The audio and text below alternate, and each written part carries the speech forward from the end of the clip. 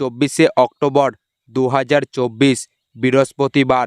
ভারতবর্ষ তথা পশ্চিমবঙ্গ হল কৃষি প্রধান দেশ, তবে এখানকার কৃষকরা অতি দরিদ্র। তাই কৃষকদের আর্থিক সহায়তার জন্য কেন্দ্র সরকার এবং রাজ্য সরকার বিভিন্ন প্রকল্পের সৃষ্টি করেছেন। তার মধ্যে রাজ্য সরকার কৃষকদের জন্য যে প্রকল্পটি সৃষ্টি করেছেন সেটি হলো কৃষক বন্ধু প্রকল্প। এই কৃষক বন্ধু প্রকল্পের মাধ্যমে রাজ্যের কৃষকরা বছরে 2টি কিস্তিতে টাকা পেয়ে থাকে।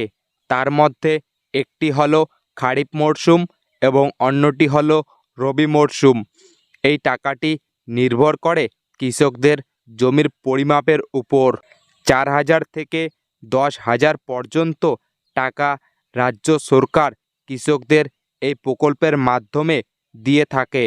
চলতি বছর অর্থাৎ 2024 সালে এই প্রকল্পের টাকা কবে কৃষকদের ব্যাংক অ্যাকাউন্টে দেওয়া হবে এবং কৃষকরা কিভাবে স্ট্যাটাস চেক করবেন প্রভৃতি সমস্ত কিছু জানানো হবে আজকের এই ভিডিওটির মাধ্যমে। তো চলুন বন্ধুরা, এবারে দেখে নেওয়া যাক যে কৃষকদের বছরের কোন কোন মাসে কৃষক বন্ধু প্রকল্পের টাকা দেওয়া হয়।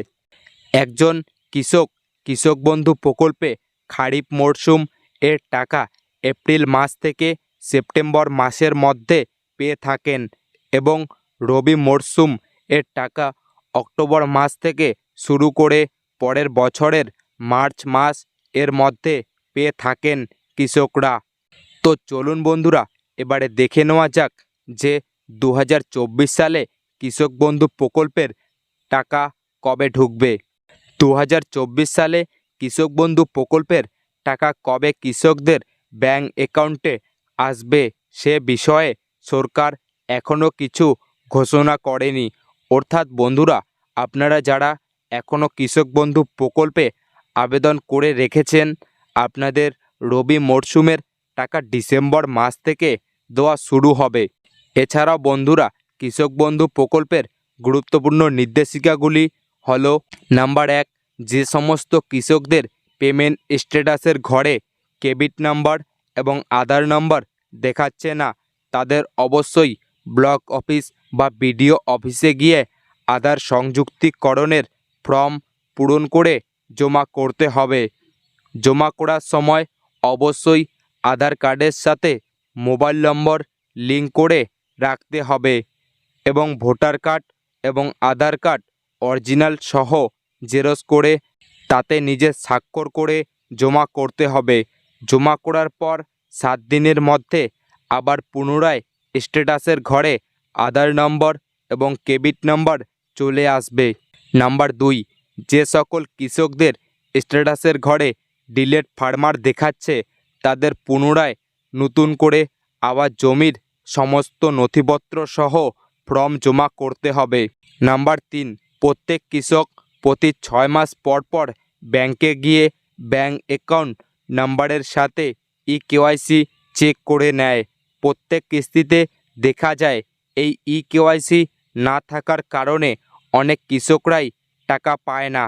নাম্বার 4, প্রত্যেক কৃষকদের আধার কার্ড নাম্বারের সাথে মোবাইল নম্বর লিঙ্ক করতে হবে এবং যাদের আধার কার্ডে নাম জন্ম তারিখ ভুল রয়েছে তারা যেন অবিলম্বেই আধার কেন্দ্রে গিয়ে কারেকশন বা সংশোধন করে নেয়। নাম্বার 5, যদি কোনো কৃষকরা ব্যাংকের অ্যাকাউন্ট নাম্বার পরিবর্তন করতে চায় অর্থাৎ নতুন ব্যাংকের অ্যাকাউন্ট নম্বর যুক্ত করতে চায় তাদের অবশ্যই ব্লক অফিসে গিয়ে নতুন পাসবুক জেরক্স করে জমা করতে হবে।